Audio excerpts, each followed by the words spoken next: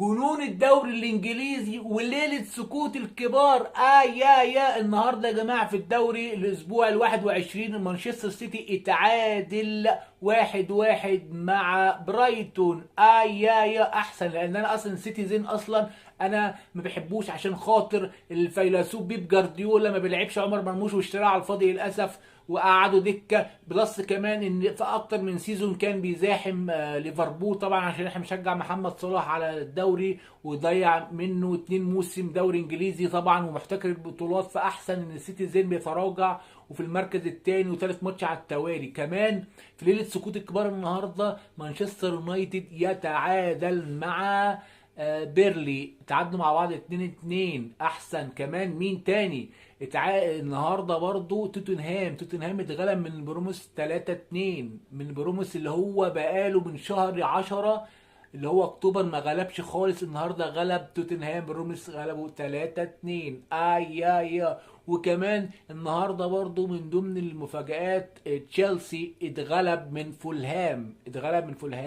2-1 عشان الباشا كوكوريا كان النهارده اتطرد. كوكوريا اللاعب طبعا رقم 3، انتوا عارفين كوكوريا شد اللاعب في منطقه الجزاء، فالحكم طبعا طرده في الدقيقه 22. وسبحان الله رغم كده ان تشيلسي وهو يعني مطرود منه واحد اتعادل، كان بقى 1-1.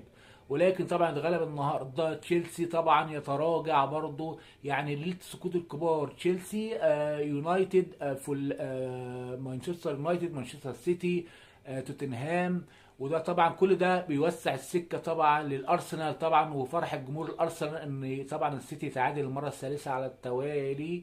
افضل عشان خاطر الارسنال طبعا الجنر ان شاء الله ياخدوا الدوري الانجليزي السنه دي. انا بشجعهم من كل قلبي لان فعلا الارسنال اكتر من موسم اشتغل على نفسه. ويعني ميكيل ارتيتا صراحه يعني عامل شغل محترم جدا. ميكيل ارتيتا شابوه، ميكيل ارتيتا صراحه.